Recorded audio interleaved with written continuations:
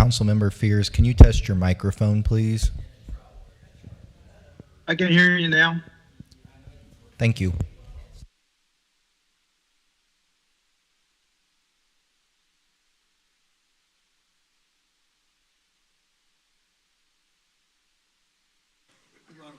Yes, I haven't been known to do that too.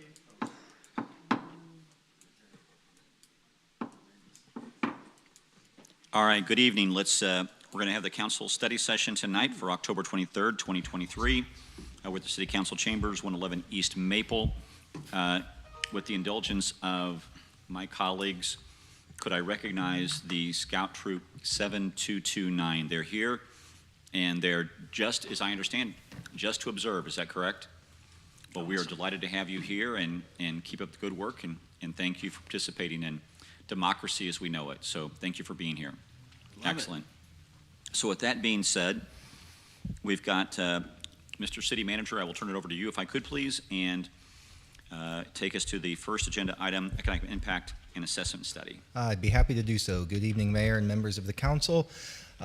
Earlier this year, the council asked city staff to conduct an economic impact study to vet what the potential move of the Kansas City Royals away from the Truman Sports Complex would mean in terms of fiscal impact to the city. Obviously, this has been a long-standing community partner, having been there since 1973, and of course, many activities along the way. So the city staff engaged a firm that specializes in this type of work. The firm is called HVS. They really pulled a lot of data, of which you'll see tonight, to try to gauge specifically how this could impact the city in terms of lost sales tax revenue, transient guest tax revenue, et cetera. So we are joined by representatives from the firm of HVS who are going to walk us through their findings tonight. I believe, if I'm correct, they are appearing virtually. Is there somebody from HVS on the line? Yes, this is Anthony Davis with HVS here. All right, Anthony, take it away. All right, fantastic. Well, thank you so much for the chance to present our findings in front of you this evening. We're very excited to get to show you and walk you through our numbers. So here we can move to the next slide. Nope. Do you want us to move the slides for you, or do you want to move the slides for yourself? Whatever would work best for you. I can't see the slides right now, okay. So it would be helpful if I could.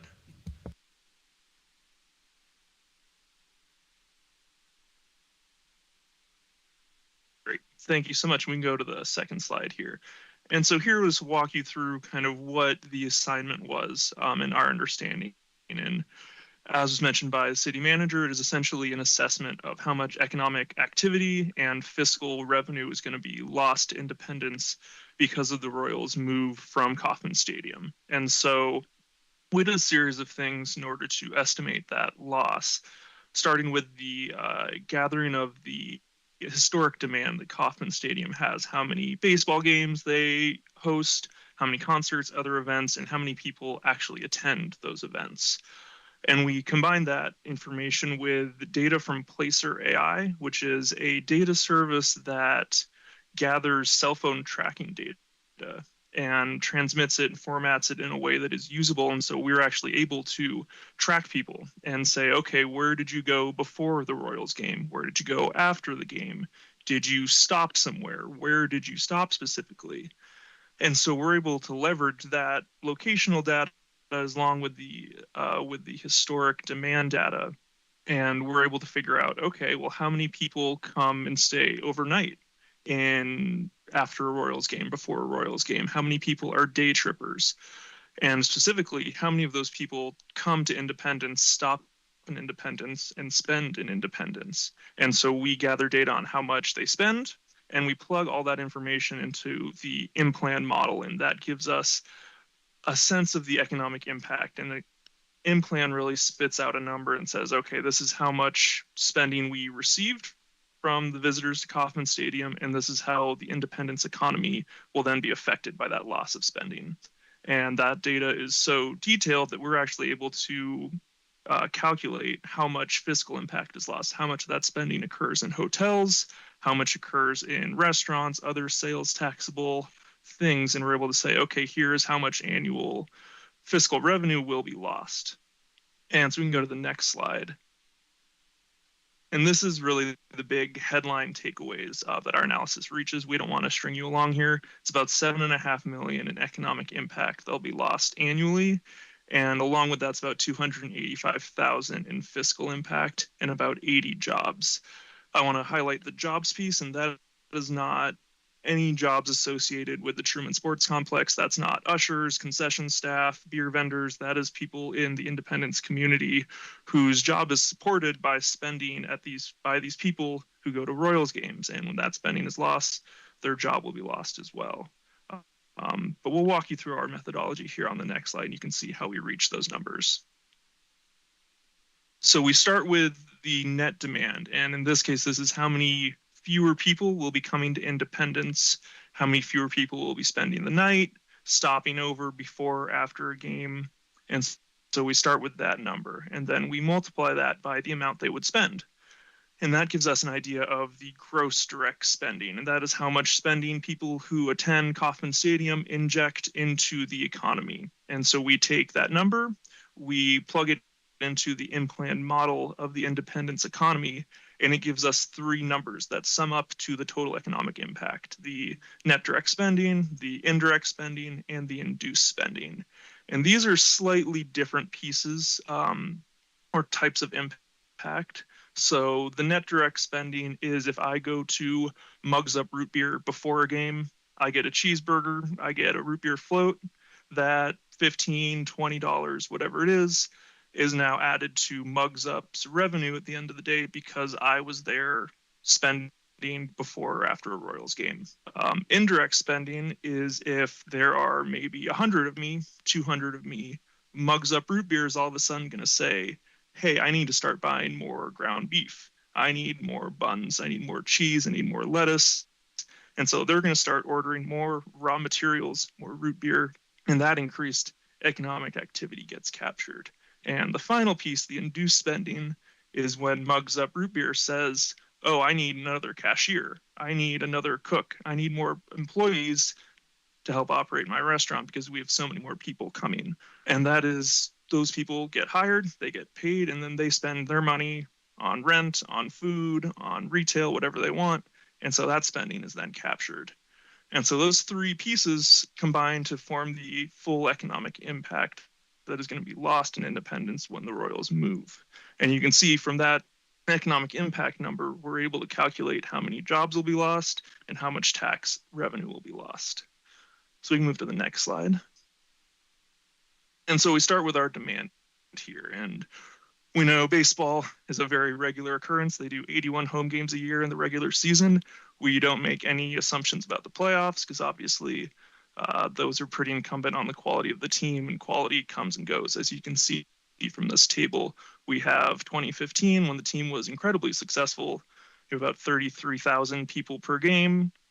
This year, maybe a little less successful, and you're down to about 16,000.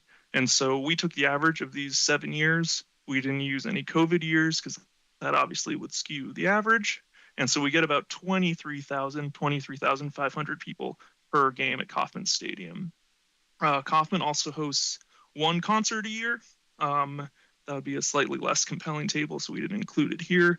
But there are also concert events included in this analysis. So we can move to the next slide. And so then here we have our Placer AI data. And this is really focused on what do people do before and after a game, and where do they go? So on the left here, you can see a lot of people do things before and after games at Kauffman Stadium or concerts.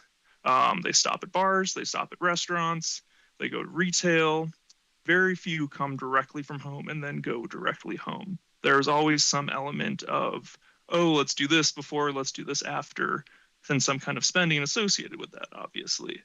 And so then we took that information and we said, okay, well, where is this actually occurring? Where are these 50% of people at bars and restaurants, where are they stopping?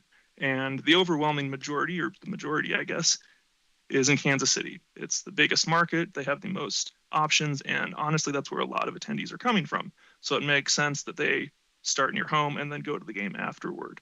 But Independence is the second largest city of where people stop. They get about 11% of these 23,000 attendees per game stop somewhere in Independence before or after a game. That is the second highest among the cities, only behind Kansas City and well ahead of Overland Park and Olathe. So we move to the next slide. We then do the math for demand. We say, okay, how many of those 23,000 people a game are coming from more than 100 miles away?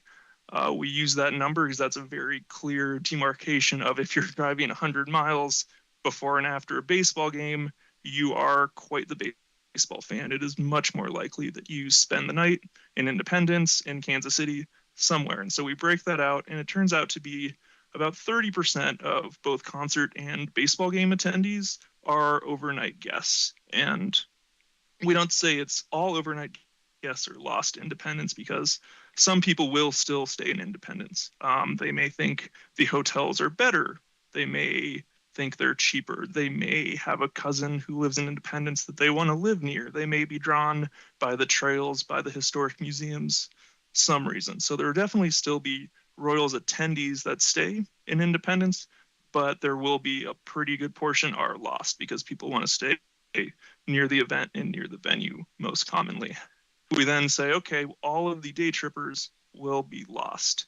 Very few people will be driving through Independence, stop, and then continue on to either downtown Kansas City or northern KC. So in total, we get about 200,000 people spending that are going to be lost each year because the Royals move from Independence. And you can see we have the concerts, relatively minor compared to baseball, but that's just because there's only one of them a year versus 81 baseball games. So we can move to the next slide.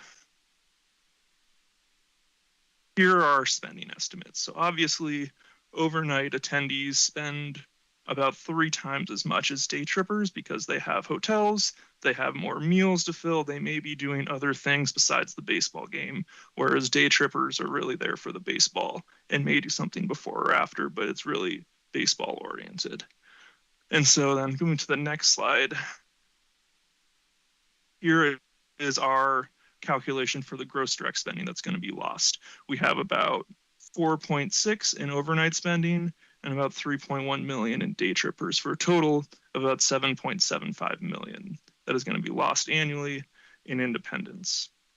We plug that number into our economic impact software, and we'll go to the next slide. And the software tells us, models the economy and says that gross direct spending loss is going to result in a loss of 7.5 million in annual economic activity. The majority of that is going to be net direct spending, but there will also be some indirect and induced loss as well. And you can see we also totaled how much sales tax spending will be lost and how much spending on hotel and motel rooms will be lost. So it's about 5 million sales taxable and 2.3 in hotel motel room tax. We apply our effective tax rates and we get about 285,000 in fiscal impact lost in Independence annually. I believe that is it. Move to the next and the next. Are there any questions? Anything I can do to help clarify anything in this presentation?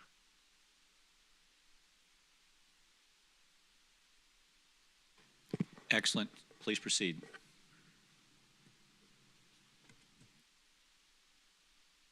Great. Well, thank you so much for the time. I really appreciate it. Anyone else? Other questions? Please proceed. Please proceed. Address the city manager. Please. So that is just downright depressing. Yeah, I know that we don't have any ability to keep the Royals here. I mean, they're a corporate entity. They're going to make the decisions that they make. But that has pretty sizable implications both for our general fund as well as for our community spend. I know that there have been efforts to create community benefit agreements when a corporation leaves town or makes a different change. And I know that Kansas City has been negotiating community benefit agreements. I'm going to encourage us to give some serious thought to a meeting with the Royals to talk about the economic impact and talk about a community benefit agreement for Independence, perhaps focused on tourism, et cetera. We're going to need to find ways to promote our other attractions so that we can keep people coming into town and using our hotels. I know that there are lots of models of community benefit agreements out there, but I would encourage the city manager to bring forward those so that we can have a negotiated conversation with the Royals. Thank you, Mr. Mayor. Thank you.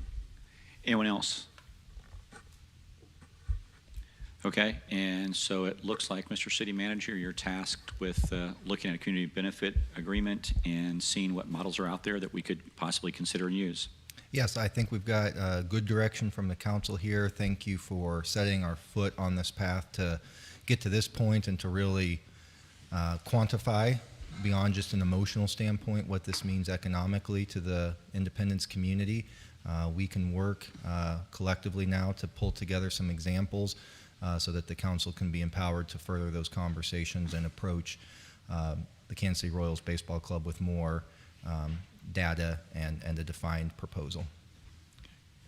Thank you. Mr. Mayor, Please proceed. I'm so sorry. No worries. One question real quick for the city manager. Sure.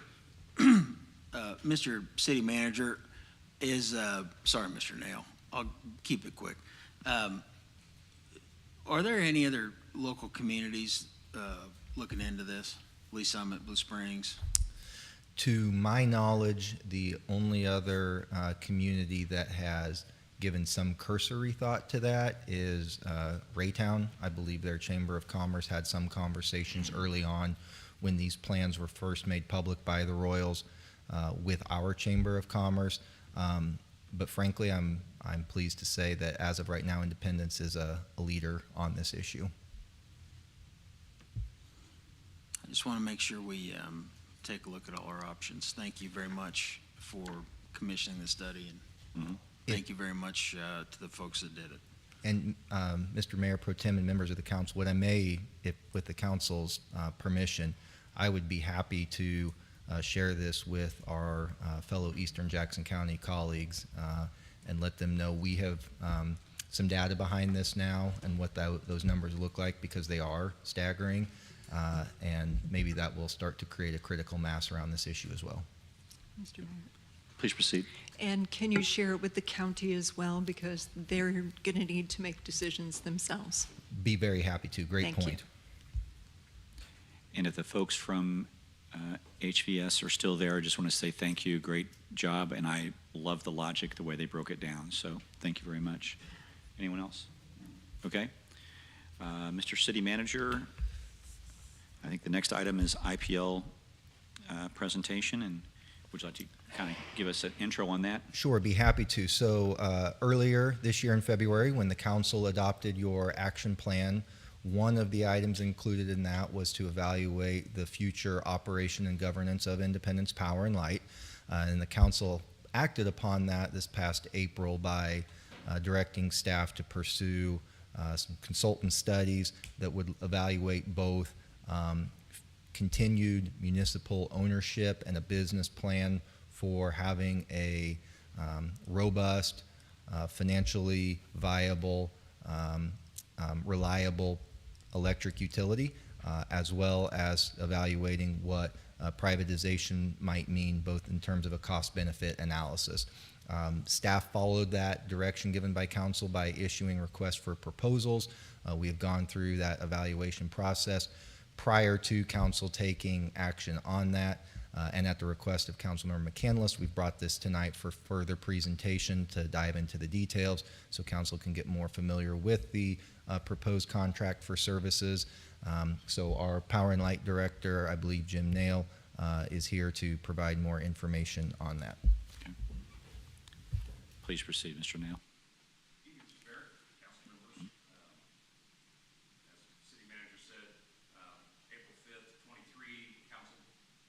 Okay. This process to do these studies and evaluate all the options.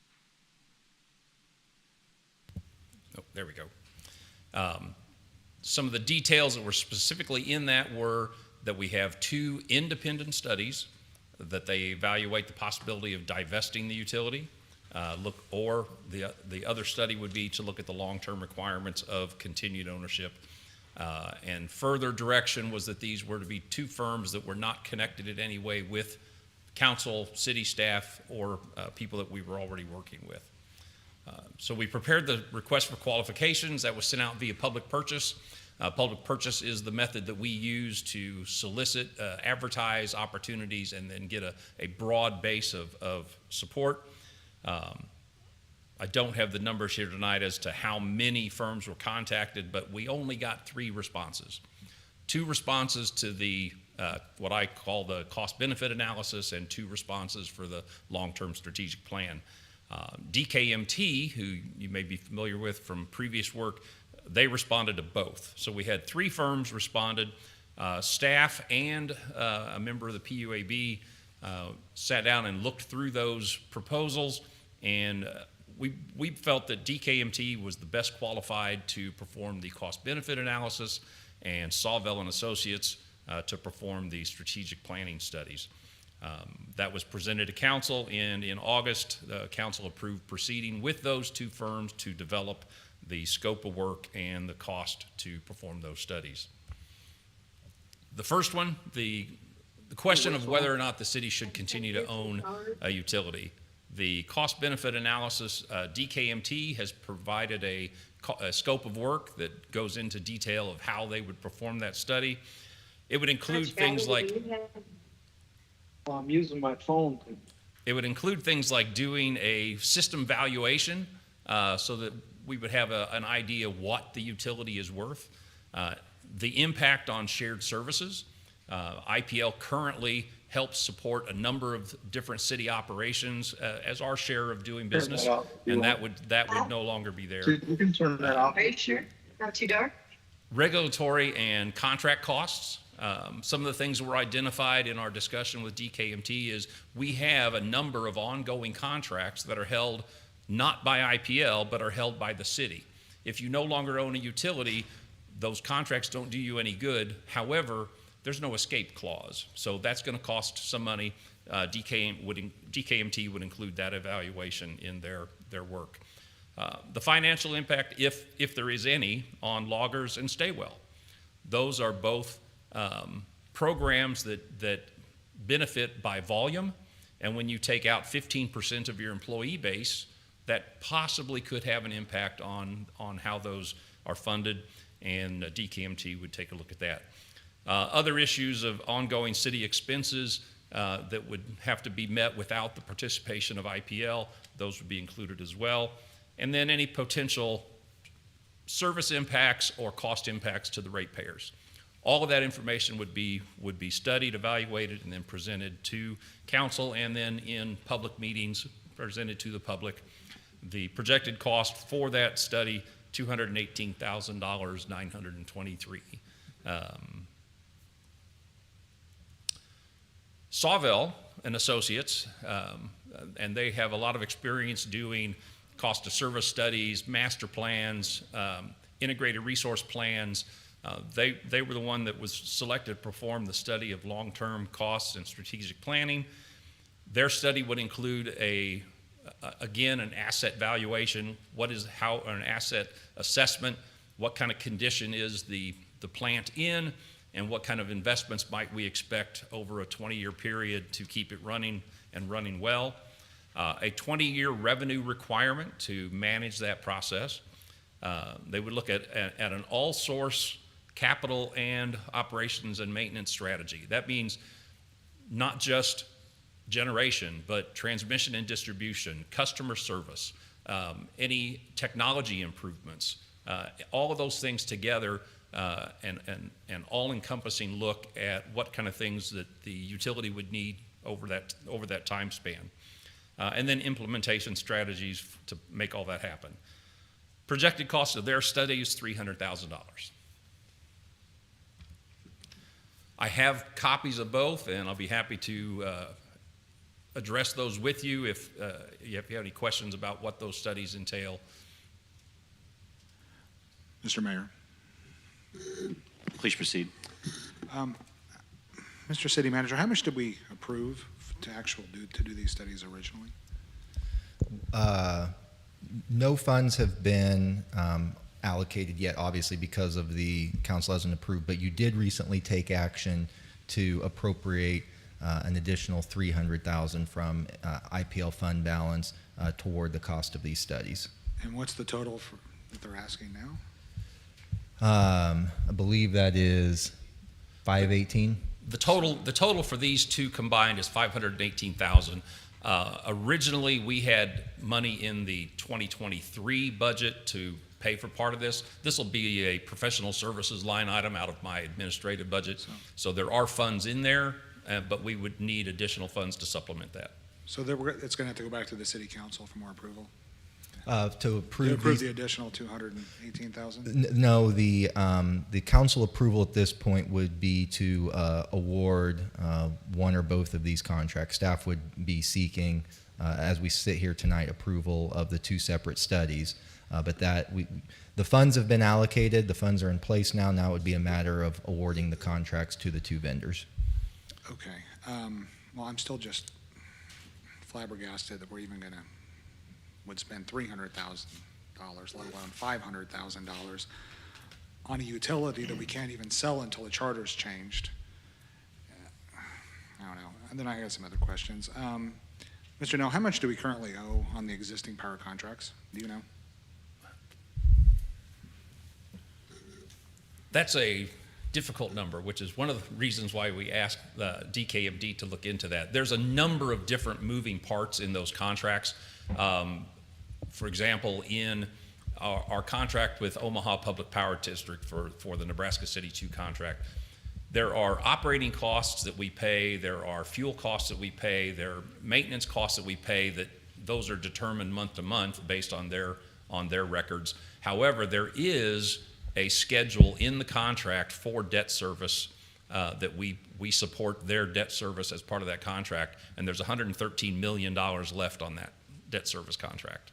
Okay. I suspect the contract with MPUA for the ITAN 2 portion, we have 50% of the portion that MPUA contracted, so a pretty good chunk of their, and they just recently refinanced those bonds, so they are projected to save us money, but there's still millions of dollars left on that debt service as well. And then you mentioned that IPL contributes to certain city departments. Yes, sir. Do you know how much that would be a year? That's approximately, the interdepartment transfers are about $3 to $4 million a year. Okay, that's a lot of money. That we use. We support HR, finance, procurement, legal, tech services, city manager's office. We contribute to all of that to tune of about $3 to $4 million a year. And this might be a question for the city manager. If the municipal rate goes away and we no longer have utility, how much money out of the general fund is that going to take a hit to us a year? Do you have any idea? I would have to go back and look at the balance sheet. I don't have that at my fingertips. Okay, that's fine. All right, that's all I have. Thank you. Thank you, Councilmember. Anyone else? Please proceed. So I just want to go back and review for people who may be watching online the reasons for asking for these studies. We have, and Mr. Dale, correct me if I make mistakes, we have aging infrastructure, we have a need for cyber investment for protection of our system. We do not have advanced metering like the majority of the electric utilities do in the state of Missouri. There are, of course, evolving environmental considerations and, trying to pay attention to how we maintain affordability and reliability for our customers. And then on top of that, you also have questions about an adequate governance structure. Right now, the governance structure is the PUAB advisory to the City Council, and so you often have votes that may have political considerations on top of the technical considerations. Is that a fair assessment of the challenges facing? I would say that's fair. Every utility in the state. One of the opportunities this provides us is a true accounting reckoning for what this utility will need to invest in itself in the future, whether it is owned by the city or whether it is owned by another arrangement. You know, what does it look like to invest enough to keep this utility adequately serving its folks and appropriately oversee it so you're making wise fiscal decisions?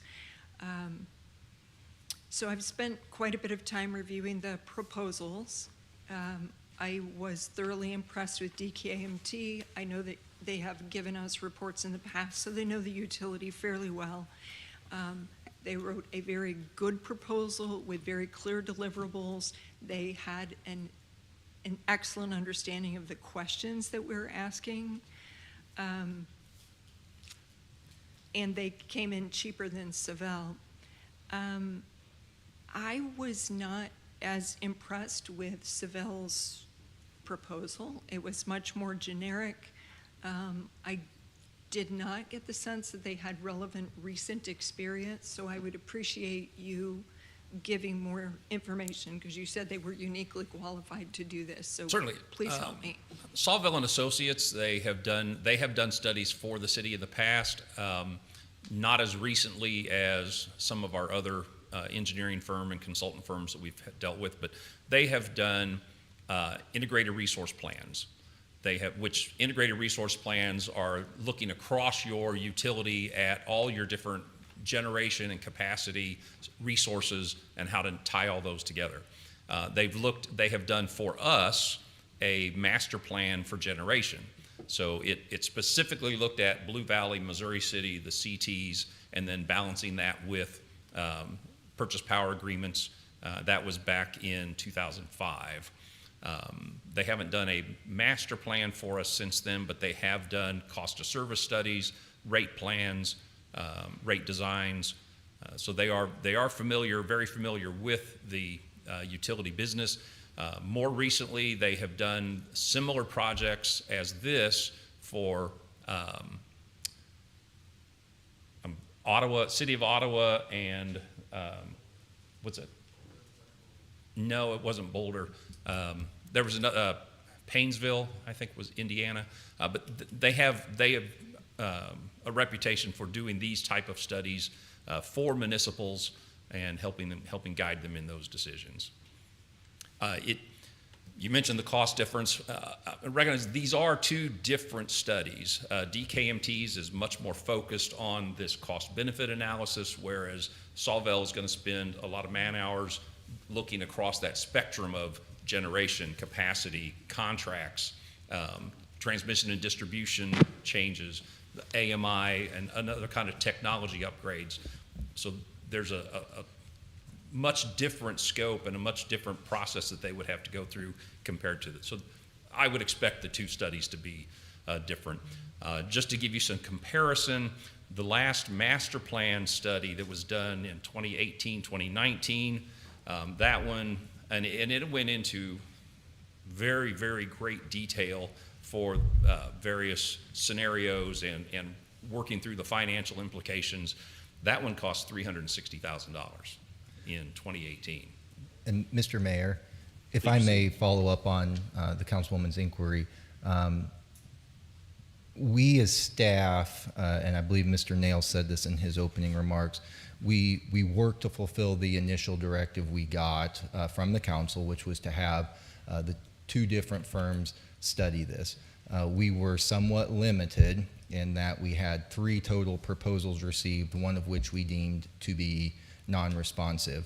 I certainly appreciate and sincerely the diplomatic response provided by Mr. Nail, but we see certainly utility and value in having DKMT look at both of these, 2 separate project teams, maybe some sort of firewall inserted by the city between those firms, but I think there would be lower overhead costs associated with having a singular firm working on this. I also think, I'm not unabashed in saying we saw a superior proposal put forward by them But again, we're limited by what we could bring forward when we only had two viable responses presented. I do have concerns that the last time Savell did a comprehensive look at us was 18 years ago.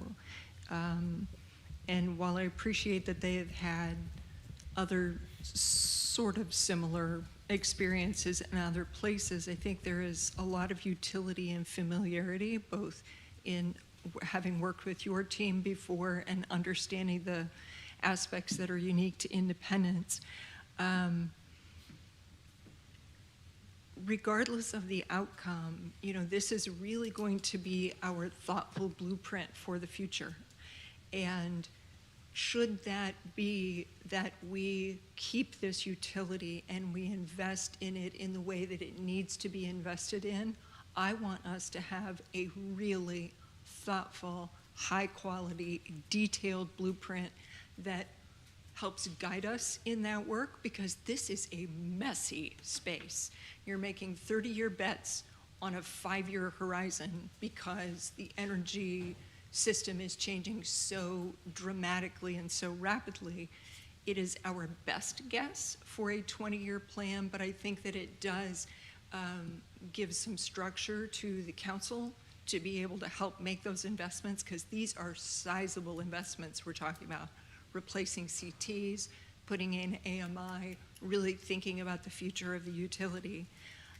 For that reason, Mr. City Manager, I am not sure that Savell is the correct organization to make those sorts of recommendations. If it is possible to work with a single firm, as you suggested, with a firewall, so you have two independent teams making thoughtful recommendations, I think that both is more fiscally sound, but I think you're going to get something that can be looking at both sides of the coin. So that would be my thought. Thank you, Mr. Mayor. Thank you. Anyone else? Please proceed. Mr. Mayor, yeah, thank you. You bet. Okay.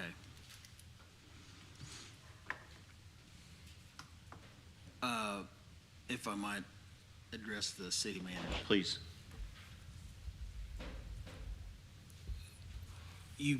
So, Mr. City Manager, you're correct in that we did direct you to choose two separate firms. And you've done that, and thank you. We appreciate that, certainly. You know, that decision was made at the time for a host of reasons that we all know. And I'm not saying that I've abandoned that sitting here tonight.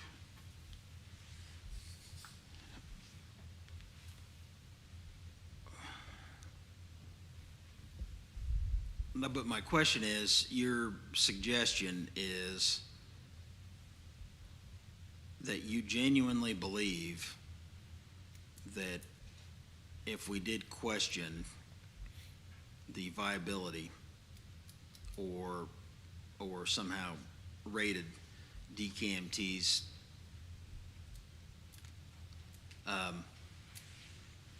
sort of the efficiency of it, of doing both sides, you believe that would still give us the outcome that we need? I firmly understood the council's desire to be that both sides of this issue would be extremely well researched, very thoughtful analysis conducted, and then a very robust presentation by both concepts would be made to the ratepayers of this community. As we sit here tonight, I am as frustrated as I believe the council is that we did not receive more proposals on this. When we receive a plurality of responses, we get that competition that breeds a better end product. That said, I have the confidence that the way that those ratepayers that will be sitting in these community forums get the best presentation is by working with this firm and giving them the direction that we have two groups within that firm who work independently of one another to research this and then bring forward the two concepts to the community. I don't think the council wants, and nor do we as staff want, either side to think one was inferior to the other, but rather that both received a very thorough analysis and well-reasoned presentation to the ratepayer so that they can make that informed decision that I know you all want. Do you, I'm assuming you've talked to your director about this, but do you have an objection to him weighing in with his opinion on this idea? Oh, I think it's important to hear from him. Would be more than pleased to let him share his professional opinion. Okay, I can tell you that the DKMT scored highest on both evaluations. However, when we looked at the two different projects and the other two remaining consultants who submitted, it was a choice of which one of those do we trust the most. And as city manager said earlier, the third firm didn't really respond to the proposal. Every example they gave, all the experience of their staff were on completely different types of reports rather than the one that we were evaluating them on. So that's why we went with Sawvell as opposed to the third vendor, which then meant DKMT had to take the other study, even though they actually ranked highest on both.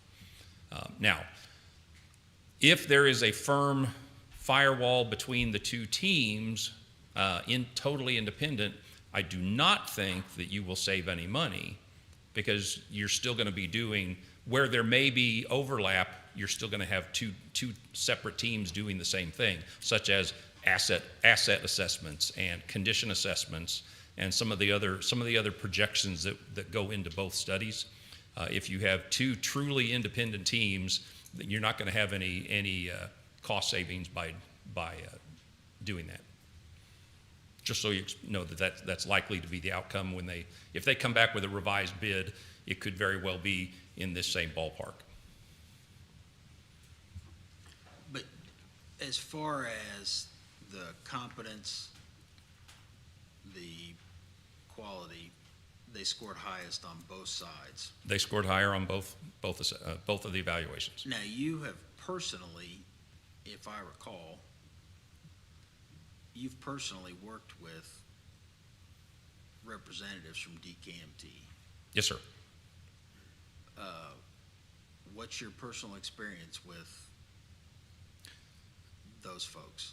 I have been a sales engineer, I've been a project manager, I've been a facility manager, and in my 30 years of professional business, that was the most satisfying professional engagement that I have ever had.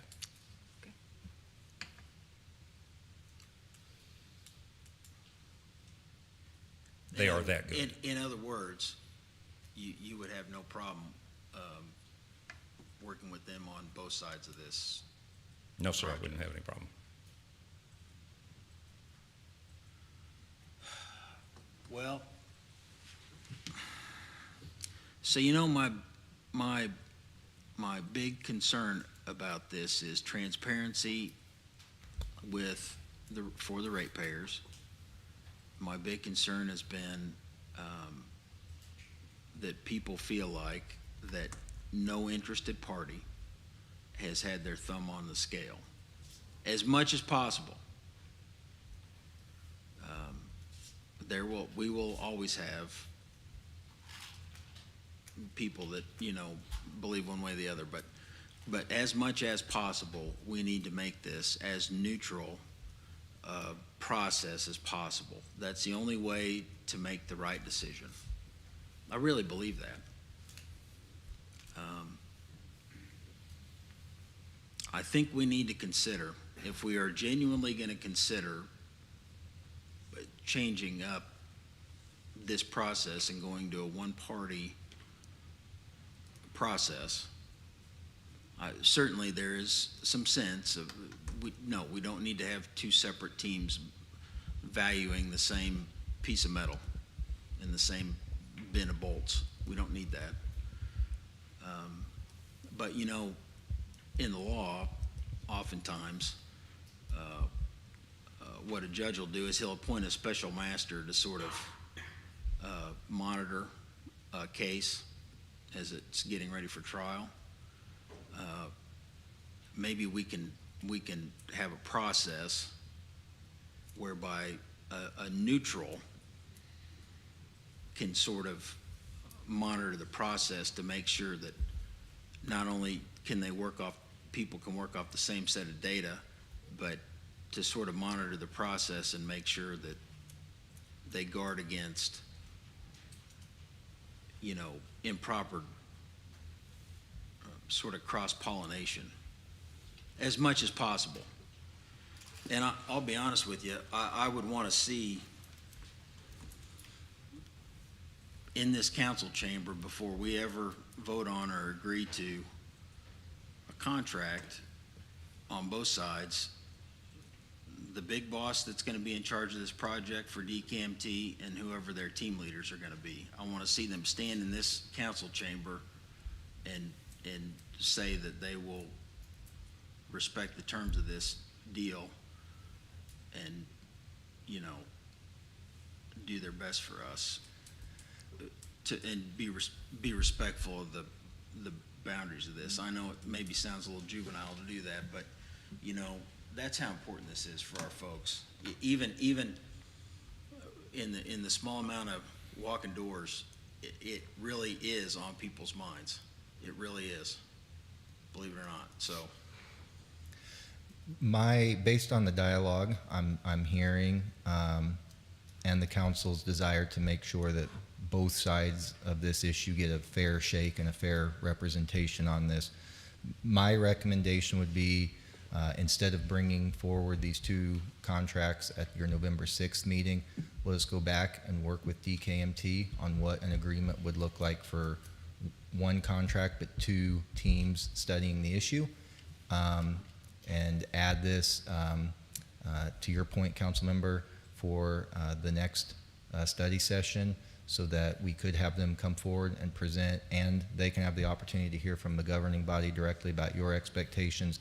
This would only delay that issue by 2 weeks. Then we would have that presented for formal consideration at the November 20th meeting. I would say that's probably wise at this point. I hate to make a decision like this on the fly, but it seems certainly with your director's consideration, I will assume that in the meetings on the RFP or the RFQ decision that the other members of the group felt similarly bound by the directive that they might have otherwise considered DKMT. Yes, sir. That was part of our marching orders as we sat down to do the deliberation. Okay. Well, I don't want people to think we've second-guessed your group's work, or that we've somehow taken the decision out of independent body's hands unfairly. This is crucially important. So I would say, unless you hear other objections going forward, that's probably the direction we ought to head.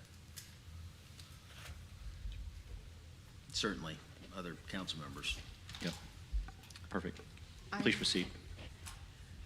I just really want people to have a full appreciation that we are talking about what future investments are needed to maintain a functioning utility. And I keep saying this, but I want people to understand there will be additional investments to keep this utility functioning the way that it should. That will necessitate rate adjustments. There's no way to invest in the utility without adjusting what we pay. And I don't want anyone to be confused by that. The other thing is that I've watched the council get studies and then ignore the recommendation. And DKMT brought forward recommendations to the PUAB a couple of years ago, and the council wasn't willing to do the work to implement their suggestions. So I just encourage us that if we're going to spend money, we spend money for a purpose, and we use the expertise that we are given. And my final request is that we get recommendations on best approaches to governance of a utility so that we have opportunities to think about the best way that we run a utility by using good science, good management, fiscal responsibility, and that those are the things that govern the function of the utility in the future.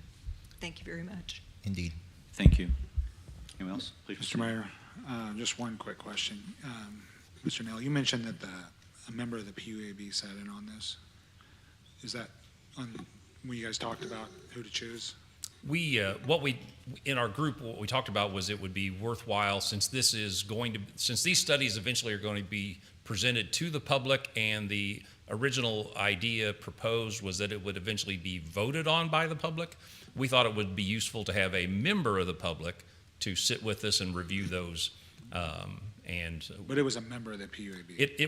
It was the chairman, which he has a utility background, and we thought it'd be, if he was willing to participate, that it would be good to have that public input in that decision process. Okay, I was just curious. Thank you. Mr. Mayor, Please proceed. one more thing, if I might, Mr. Nail. I know you saw this, but one bit of good news, I thought, really for IPL, and one of those contracts, particularly with Nebraska City and the Omaha Public Power District, were the data centers that they got. That big investment that they're going to have in alternative energy, and their commitment to maintain backup traditional power sources, I thought was spectacular news.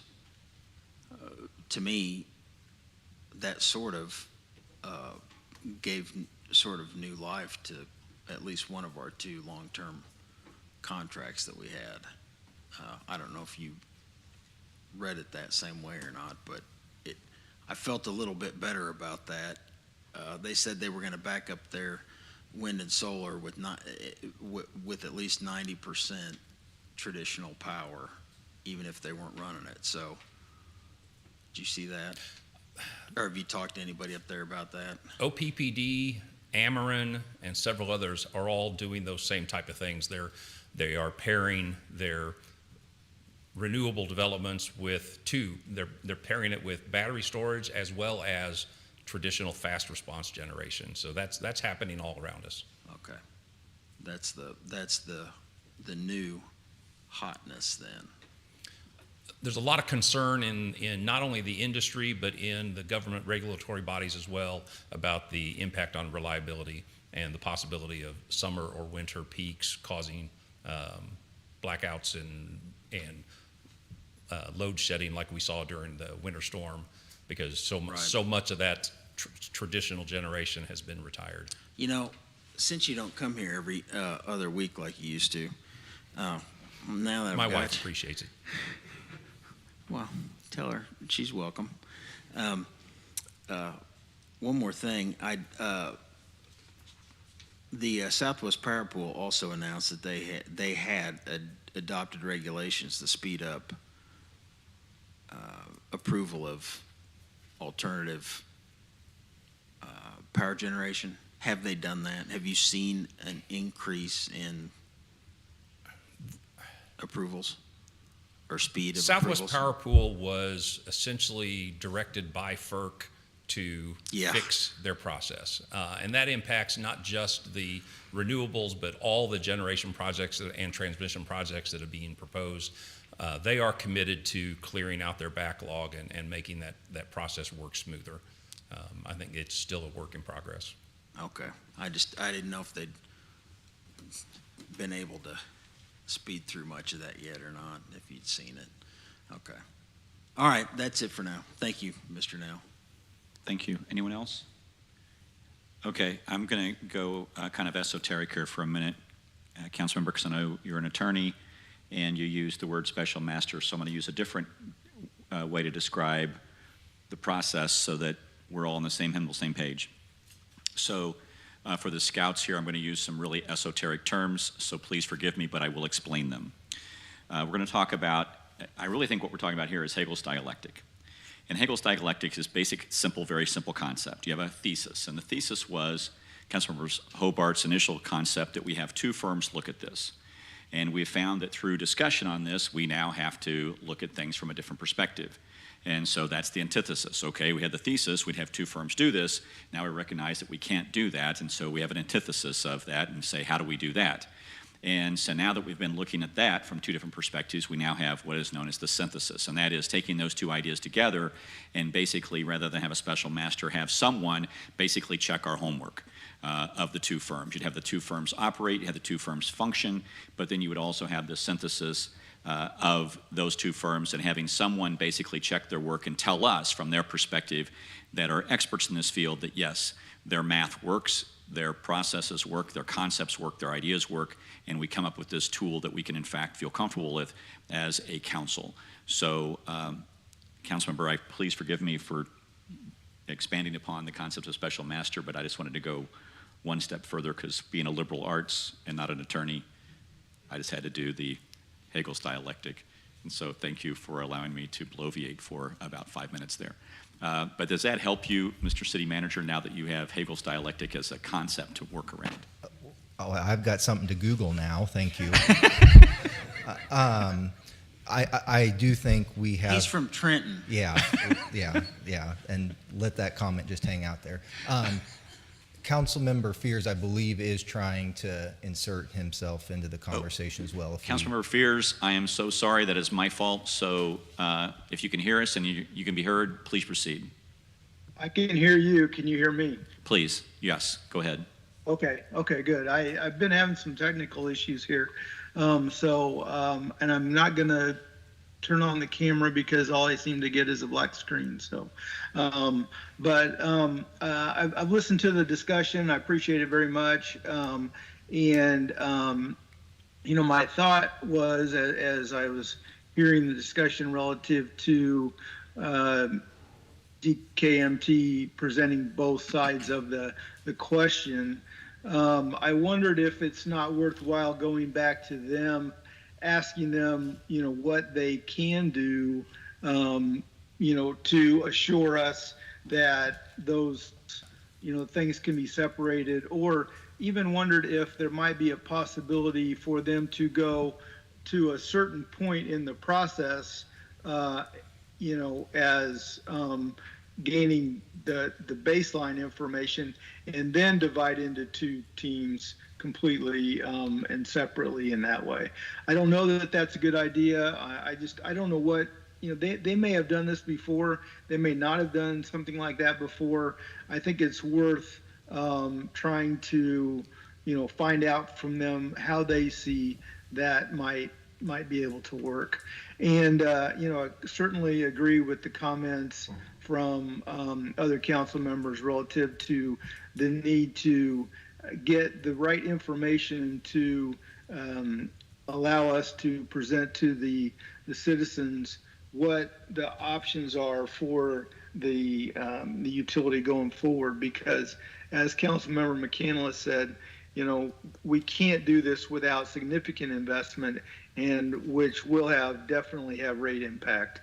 And so we want to do it in the most thoughtful way we can and present the best information possible. So if DKMT is the best firm, there should hopefully be a way that they can assure us that we can go down two different tracks and not, and they can provide us with, information for both tracks in a very thoughtful manner without having any, I don't want to use the word collusion, but with any overlap on the two parties. So I'm in favor of at least finding out more from them of what they can do and how they might be able to help us with that way.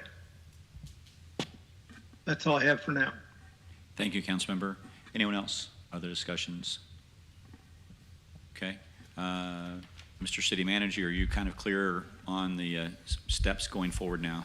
Just to recap and make sure, we will reapproach DKMT, including the questions asked by Councilmember Fears and Councilmember McCandless and others, see what we can renegotiate, and also our ability to ensure the separability of those two studies, utilizing one firm, bring them forward at the November 13th study session so they can both share their approach, but the council can share their expectations as well.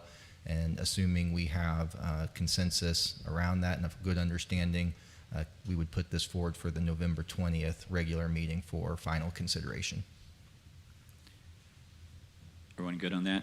And I just wanted to ask the two of you, that's a pretty aggressive timeline. Do you think that, I just want both of your opinions. Do you think that can be accomplished in that time? I'm not trying to put you on the spot, but I want to make sure that you're not pressed, or if, you certainly have license with me, and I don't know if the other, I would rather you do it with tremendous homework and get it done. I mean, I realize perfection is the enemy of good, but we really want to get as close to perfection and as far away from good as we can. That's a reasonable time frame too. I'm going to email their president as soon as I sit down. That would be excellent. So very, very good. With that, I just wanted to clarify that. Thank you, and excellent. Let's do this since we're a little bit after the hour. We've got the third item coming up. Can we take about a 5-minute break, and then we'll come back and talk about police cameras. Does that work? Thank you all.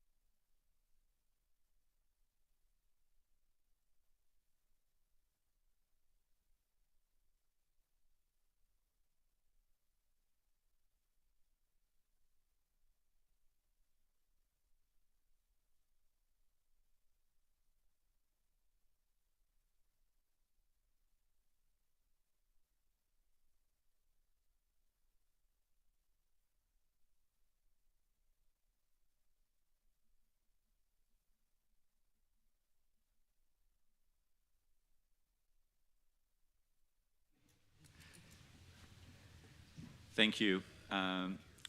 Mr. City Manager, would you like to provide some guardrails to this discussion here regarding our special award for body cameras for the City of Independence? I would be happy to. Once again, good evening, Mayor and members of the council. As the council is aware, you've had first reading last week of an ordinance that would accept a federal grant that's been awarded to the city for the acquisition of body camera technology as well as the positions that are necessary to administer this technology in any law enforcement agency.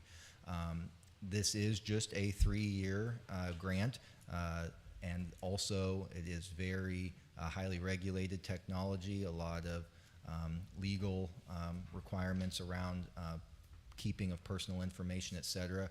So the council last week, in between these 2 readings, asked for some additional information so we can be fully informed prior to your vote next week on this matter. So Chief Dustman and his team have put together some additional information for the council. I look forward to the questions and input you have at the end of this so you can be comfortable making an informed decision at your meeting next week. All right. Well, thank you, Mr. City Manager, Mr. Mayor, members of the council. Again, this will be kind of a high-level overview of this program in totality, just to give you some high-level benchmarks. I'm going to give you the overview here first, and then I'm going to turn it over to Deputy Chief Jason Peterson, who kind of drove this project. He's kind of the resident expert here, so give him a chance to come and address you and answer any questions. And I'll come back up to kind of summarize here very quickly.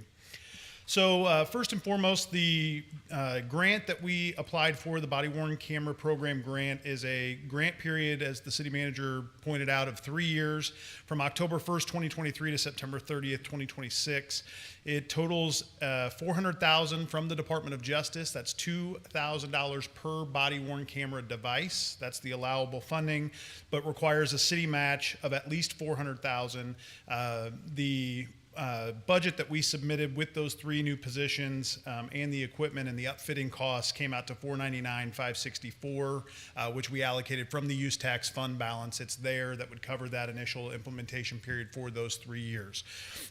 Again, as the city manager pointed out, this is a regulated industry. It is ever emerging and does take care of one of the items in the action plan. And so we will go over that, but there is an opportunity here to Councilmember Fear's question from last week about the sustainability, to allay some fear from the one-time funds. This will completely complete the grant and satisfy the requirements from the Department of Justice that we put forth.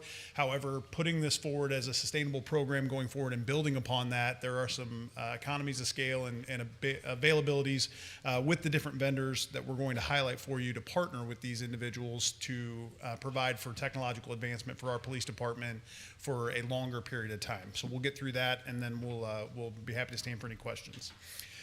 So the equipment that will be provided during this implementation will be 200 body-worn cameras.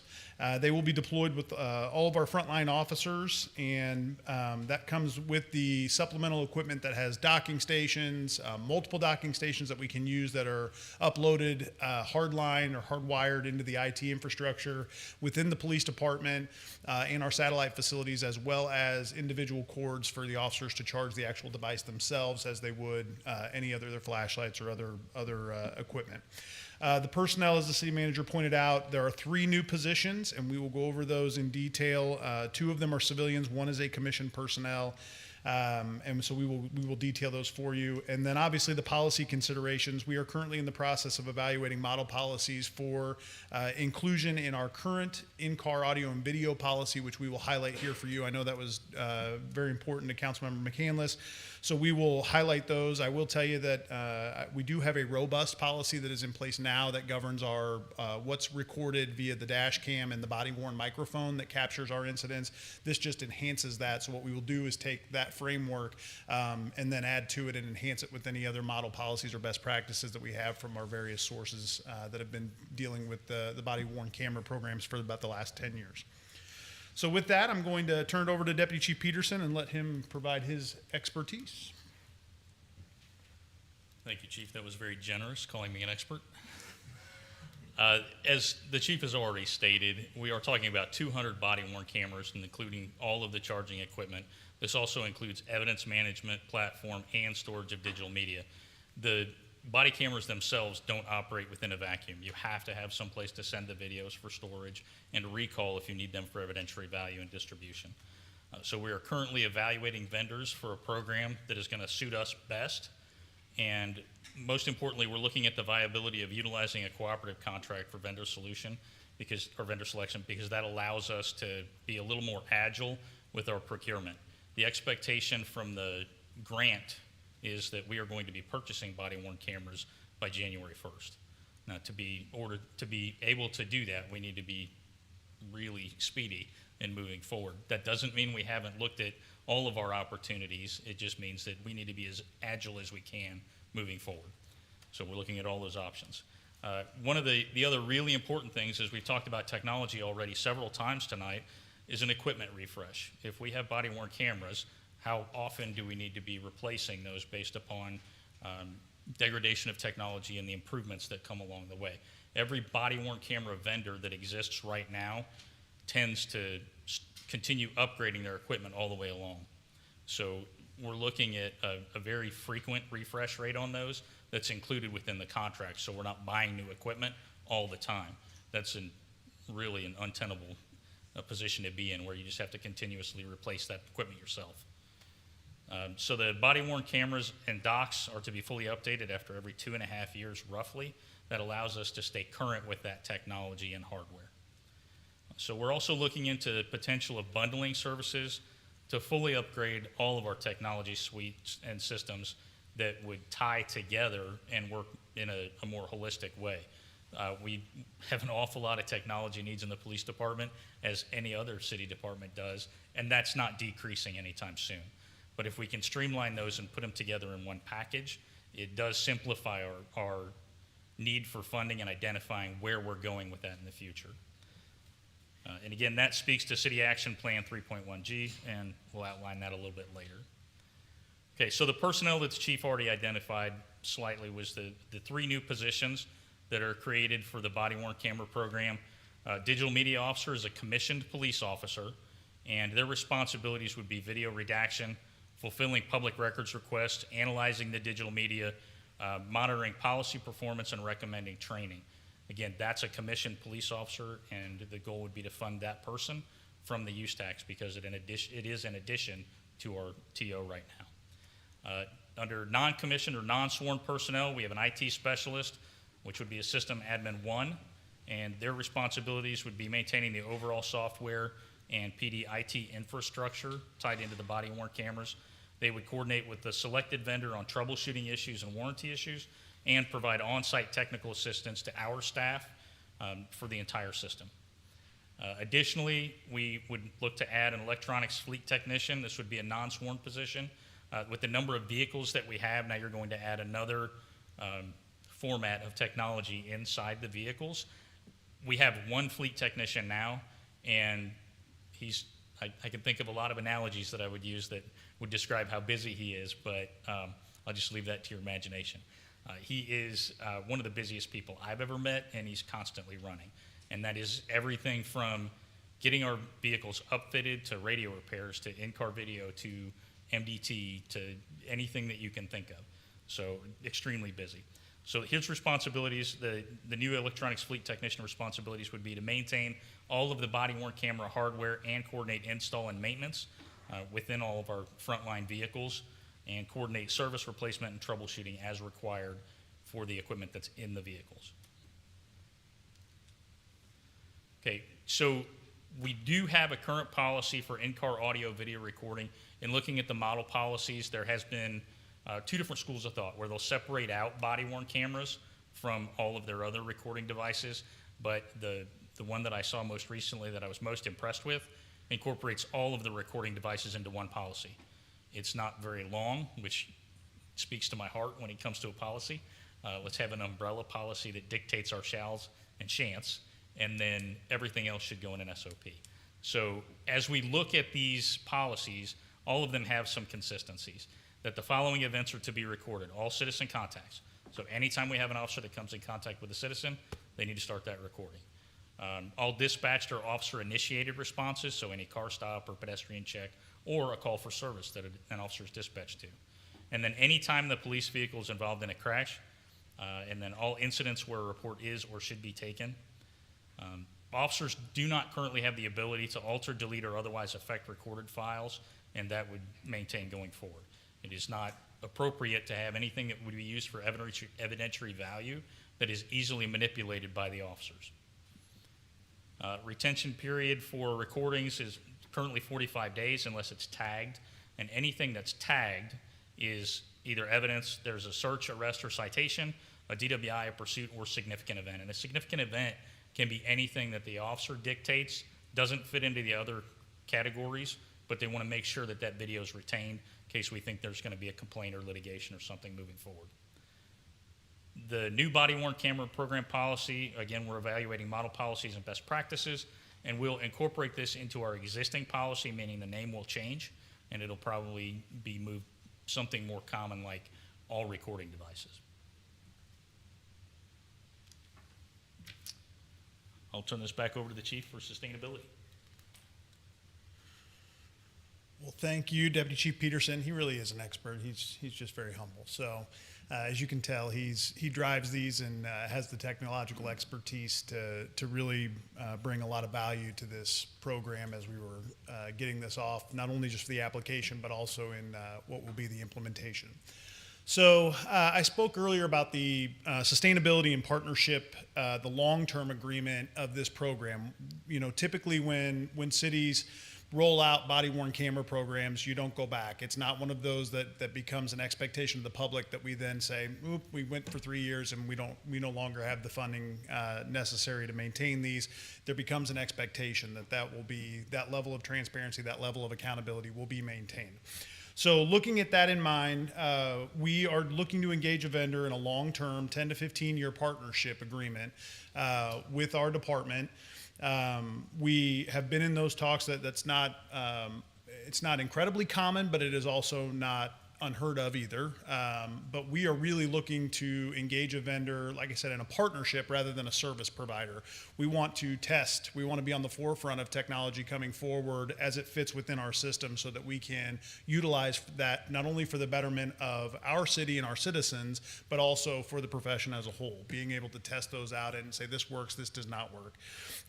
So the possibilities that would be able to bundle together that are currently within a suite of services would be a records management system, which we currently have. It would replace the one that we have now. Professional standards software, which we currently have a separate software platform, so there's some redundancy there that would be integrated into this, which most commonly is known to as internal affairs. Obviously, when you have body-worn camera footage, internal affairs complaints, internal investigations, all of that gets bundled through that professional standards unit, and so this software would bundle that together. Deputy Chief Peterson mentioned the evidence management system that also streamlines documentation in an electronic platform with not only the prosecutor's office and the courts, but also it allows us to take in third-party storage video, so Ring doorbells, surveillance footage from residential and commercial properties, tag those and put those into a case and manage that all together. We don't have that current capability without a lot of hoops jumping through and disks being burned, things like that. Jail management system, again, that is same as our records management system provider. It's one vendor right now that we use, and it really is not being used to its full capacity. That's not the fault of the vendor. It's just how we're set up. That system is there for a full jail housed live-in medical provided facility, like you might think of the Jackson County Jail or Detention Facility, whereas we're using it for property intake, being prisoner property, and then bookings, and then we're trying to push that over to the court system. So this would integrate those systems. Automated transcriptions, I cannot tell you how many man hours we have in professional staff that transcribe. When you think of out of the 189,000 calls we have a year, we may have 2,500 to 5,000 cases. Each one of those are going to have anywhere from 1 to possibly multiple tens of interviews.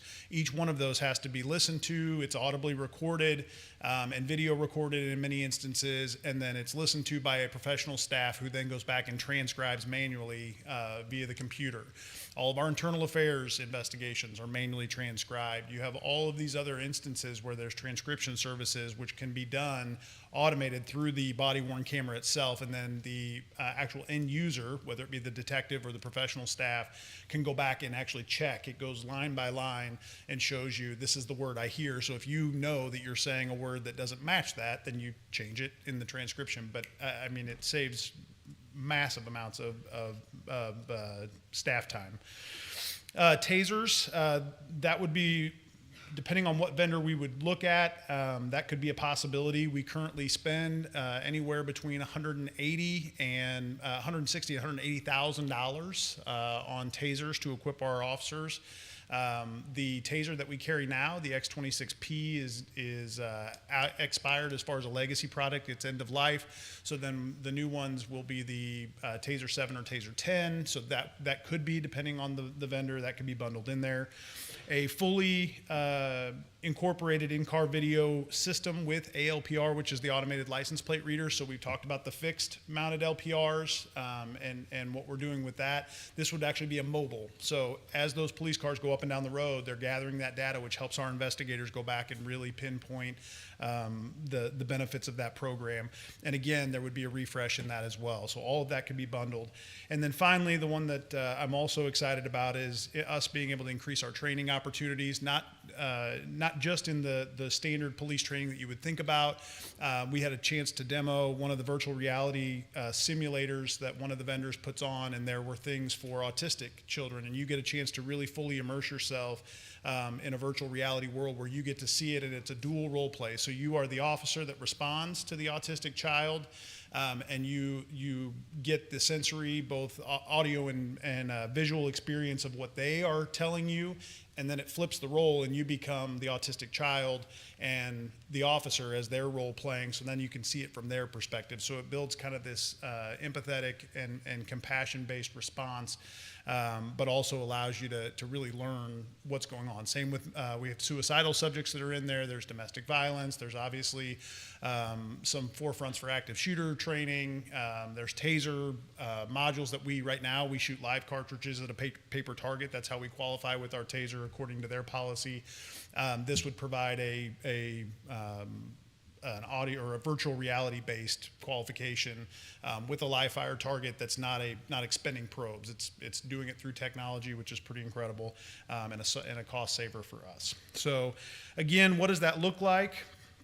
Currently, we spend about $508,000 annually on various technologies. I told you about the redundancy there between the IA software, a different routing software. We have records request software, the RMS platform. You have all these different things. The end of life that we've reached on our current in-car video and audio platform. So all of those bundled together is about $508,000 annually. The proposed suite of all the services, and this is the Cadillac version, at least just to give you a comparison, is estimated to be about $1.5 million annually. So that's the cost to sustain that. So it would be an additional $900,000 annually with the redirected expenses that we already spend. I do believe that there is sustainability, much to Councilman Fear's concern, going forward in that 10 to 15 year period from the different taxing entities that we have, the use tax, the public safety sales tax, and the marijuana sales tax, and then also general fund appropriations as necessary. So I do think that that's there. Obviously, that will be a council consideration as an appropriation for you all to make, but I do believe that that is viable and would give us that long-term partnership that we would be able to provide. So with that, I will be happy to answer any questions. Any questions? Mr. Mayor. Okay. Please proceed. Thank you, Chief Dustman. A couple of questions for you. I think, can you clarify Prop P? Because people think, well, we voted for officers with that money, and can you remind us about the modifications that would allow you to take funds from that, please? Yes. So the expansion, the original Proposition P was for the animal shelter and the police department to fully fund, for the police side of it, 30 additional officers. You will remember we went back to the voters and asked for an expansion of that, and actually Deputy Chief Peterson was heavily involved in that, so I'll let him expand further because he has some more knowledge there. But that expansion was allowing us to use it for not only new officers, but current and existing commissioned personnel, along with their equipment, their training. We've used ammunition out of there, so that was very much on the minds of the voters when they approved that expansion. And technology was actually one of the forefronts in those community public meetings that they went to. Technology was one, and pay was the second. Be able to expand those. So, short answer, Councilman McCandless, is yes. That is allowed for under the rules and the restrictions that is governed by the use tax. And then I have a couple of other questions just about how the data is used. What do you do specifically around protecting minors that you're videotaping? And my second question is, it's not just the guy who you're dealing with, but there are bystanders, et cetera, and how do you protect the identity of those people when that data is released? Excellent question, and exactly the reason why we have a commissioned officer that will be there. So that is going to require redactions on all of those. So redaction software that's built into no matter what vendor we go with, it's built in, has come a long way. Used to be when the body-worn camera programs first came out, it took a staff person 20 seconds to go through 1 second of video. So you can imagine over a 24-hour, 7-day-a-week period how many man-hours that takes as far as staff time. Now, there's a redaction tool that will actually allow you to pinpoint a certain person, and they can follow that along, and they'll blur out everything that's outside of the realm of that person. Minors absolutely have to be omitted and blurred out. And we omit their information now currently within our current reporting, both dash cam and others, that are there with regard to limiting their information. So we will continue to do that. But as you can imagine, there's a lot of redaction that would need to be license plates that aren't involved, addresses that aren't involved. They may come to my house for a disturbance and you may live next door, and all of a sudden they see you out greeting your family who is just coming to visit. That's not involved in the call. So that all needs to be protected and redacted, and the software will do that, but we have manual override that we can go in and touch, blur the rest of that as well. So the reason why we went with a commissioned officer as opposed to a civilian is obviously there are some very horrific things that we experience in our line of work, and so officers are trained specifically for those. Not that you can ever train for some of the things that we see in totality, but we're a little bit more resilient than somebody who hasn't been, prepared for those incidents. So. And my last two questions: what data do the feds expect us to answer back for the DOJ grant? And then the next one is just the importance of data security and how we prevent penetration into what are incredibly sensitive documents. Thank you. So as far as what we owe back to the feds, we will monitor and administer the grant, and we have a reporting period every quarter. We'll have to go through and give them financials as well as data that's there saying that we've implemented. We have those benchmarks we have to keep community education, and we specifically applied to use our current community of concerned citizens group that we engage with at the police department. So we'll continue to engage in those public education opportunities. We will acquire the equipment. We will we'll build out the evidence management software and all of those things that come with it. As far as the cybersecurity piece, I can tell you that is forefront for us and front of mind. And the vendor, that will be a high value on any vendor that we select. The ones that we've looked at so far pass that muster when it comes to military as well as federal government standards for multi-layer encryption, redundant encryption that's bouncing, so it's almost impenetrable. I'm sure there's always a risk, but there have been many agencies that have been using these for a long time and with a great degree of success. Thank you, Mr. Mayor. Thank you. Anyone else? Mr. Mayor. Please proceed. So you're getting 200 body cams. Will those be checked out by the officers daily, or will they be just issued one that they'll use all the time? And then to kind of go along with that, will will specialized units be able to check one out for the day if need be? Yes, so we'll have a bank. They will be issued primarily, so all of our frontline officers will have them. There's a handful, like my staff, we won't have them issued, but there will be spares there in the event that we were to work some other event, or we'll have some that we'll have from, like an IA investigator. They would have one for their office that were there. So we'll have a bank of those that would be spares and available for checkout, yes. But primarily, those 200 would cover most of our front line, including specialized units. Okay, as far as the video itself, it may be dependent on the vendor too. So is it uploaded when the officer actually plugs it into the bank, and then do they upload it manually? Does it automatically upload? It's automatic, and it's both. It can be hardwired, uploaded via the dock, and so you'll have that. There's also a car option that would go off of the Wi-Fi in the car that, as it gets priority as far as the bandwidth and the signal, it'll rate on priority just like any other, just like our in-car does now. But obviously the fastest, most reliable upload would be docking it at the station after their shift, or docking it, as they are able to between calls. Okay, and then you may not have the answer to this question yet. If an incident happens, and I'm not just talking like a traffic stop with real lieutenant warrant arrest, I'm talking like kind of a serious incident, is the officer going to be able to review their body cam footage before they type an incident report or give a statement?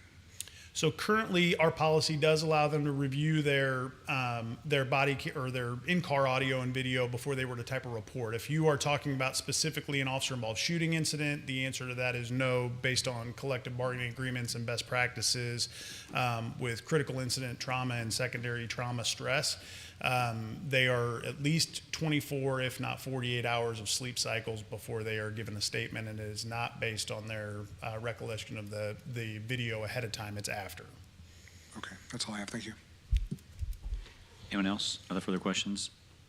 I have a number of questions, and please forgive me for kind of the detail on this, but this one's on community input. How can we... This is a very delicate topic, and the city's talked about it and discussed it for a long time. How do we make sure that various citizens or the citizens groups are included in this process to get it going? So we will have that education, as I mentioned, as part of the grant. We're going to have a quarterly listening session here through this first grant period, and there actually is a enhanced ability if we were to go with the partnership, the more long-term, obviously more cost, but one of the functionalities that comes with that, at least with a few of the vendors, is the availability for an instant customer satisfaction survey. I know that seems odd when you talk about police services, and I'm sure we'll have, depending on who you're asking, you're going to get a myriad of responses, obviously, but there is that availability, which we don't have currently. I mean, we have our availability for them to call up to internal affairs if they feel like there was a complaint or misconduct, and we will still have those means available, but there is a broad base for community feedback and response to the program. Okay. And this may be for the city manager or for yourself, but how will we as a city council, how will we as a city measure and evaluate the impact of the body cameras on policing and our community relations?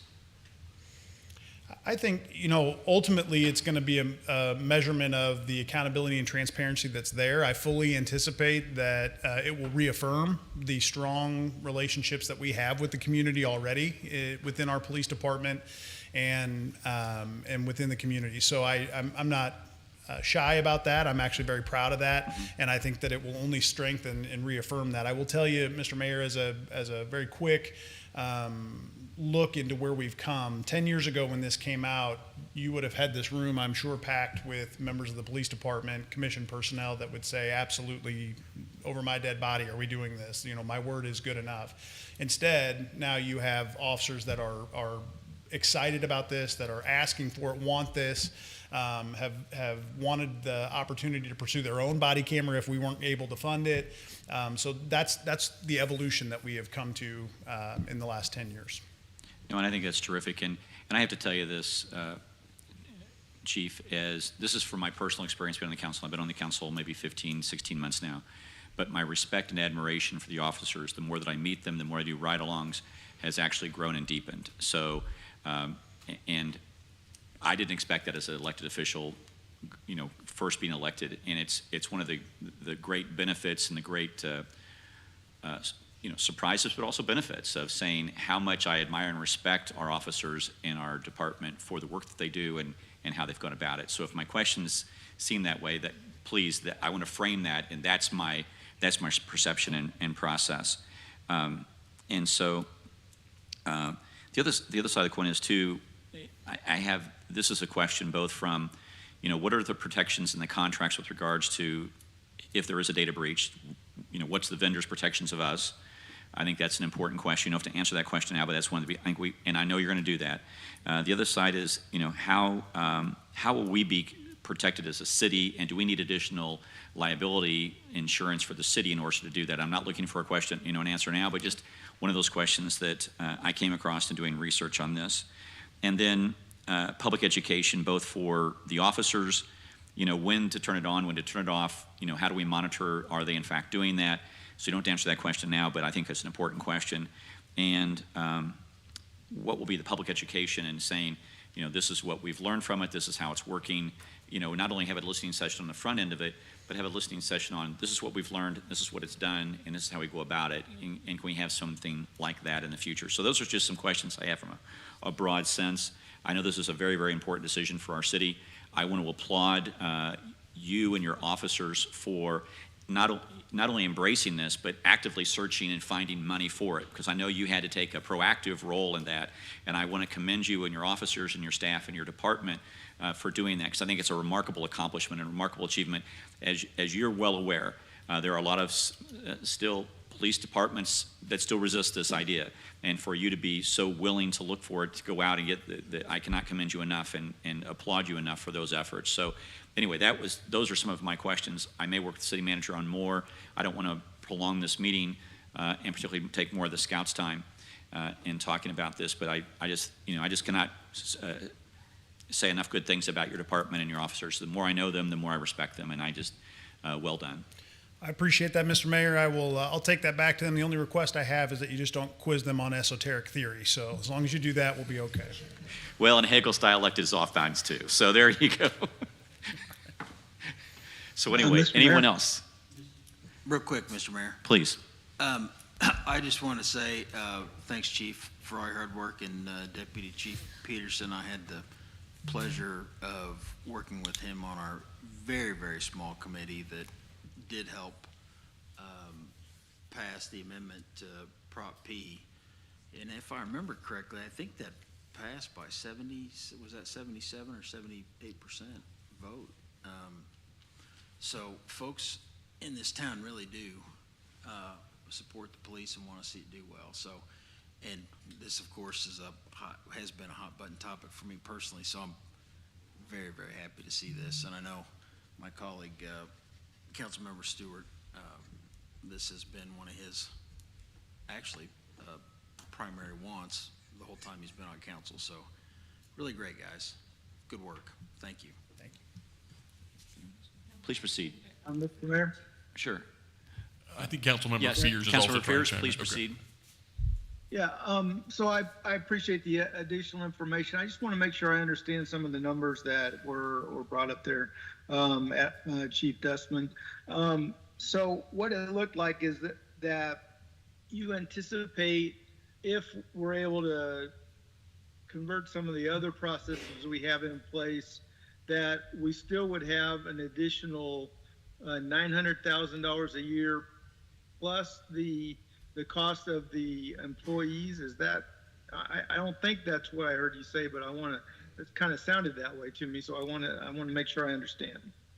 No, sir, that would be inclusive of the employees. All in, we would redirect the current redundant funding and then add an additional $900,000, which I do think is viable within the funding sources identified. Okay. And primarily the use tax and perhaps some of the other taxes. So, okay. All right. That's really the primary question I was trying to understand. If you could send me a copy of your presentation. I would like to study it a little bit more, but I appreciate that.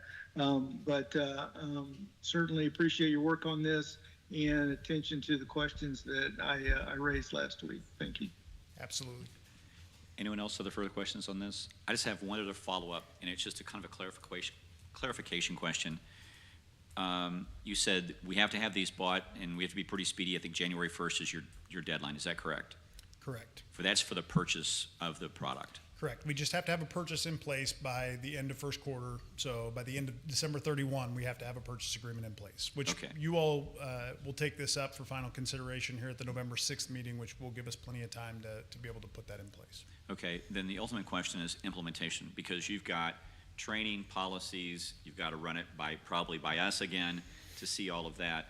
So when do you actually think that they'll be flipped on for officers at what, and I want to give you completely leeway here because they're obviously not the same date. There's going to be tremendous leeway to get the policies, the training, all of that process in place. And I just wanted to, for citizens that are watching and listening, to not get those two dates confused. They are really two different dates. They are.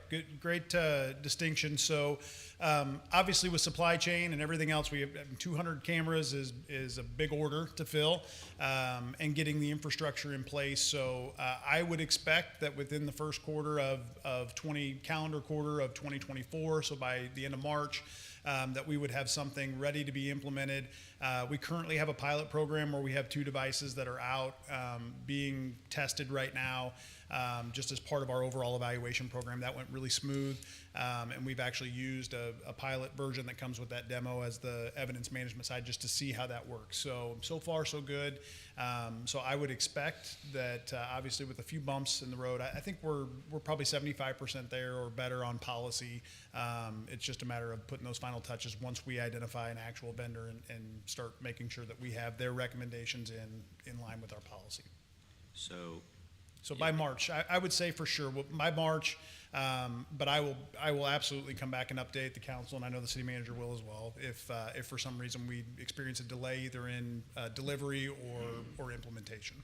Yeah, because I could see with all of the things you have to go through that it may take longer than that. So I want to give you leeway and let citizens who are watching this to say, hey, I thought they would be ready to go January 1. There's no way you can do that because you're just doing this process here, and there's so many other things to do. So Correct. Thank you for that. Anyone else other questions for the chief or for the city manager regarding this issue? I just want to say thank you. Excellent presentation. Well done. Councilmember, I know you had a comment or a question, so please proceed. So people,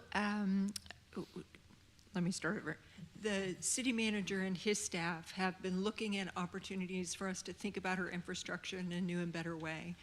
And one of the things we have noticed is that communities around Independence have been able to invest in themselves, and you can tell.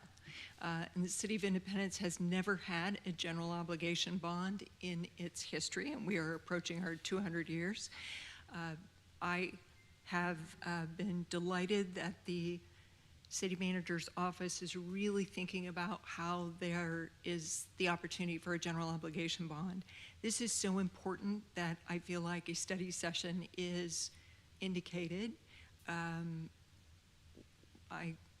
Just thinking through the upcoming weeks, we could tack it on to the end of the November 6th general city council meeting, or we could do it on the 13th. And so I'm happy to have discussion by the body and advice from city manager. Thank you.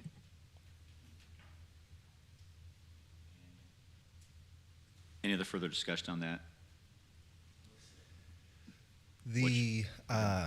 Off the top of my head, the council meeting on the 6th will include the UDO amendment regarding used car lots, car washes, and repair shops. It will also include the proposed rezoning for the Eras apartment, not associated with Taylor Swift, at Woods Chapel Road and I-70. Those are the two major issues on that agenda, so hope to not be made wrong on this, but I don't anticipate that being particularly long meeting, so that would be perfectly suitable, I believe, to do that at that meeting without necessitating an extra meeting. Would also be happy to add this to the study session for the November 13th agenda as well. So it's really council pleasure on that. Certainly, I believe the sooner we're able to get this, the better, because we want to get as much community input as we formulate a plan so that we can make sure our ask is reflective of the community's will and desire. Okay.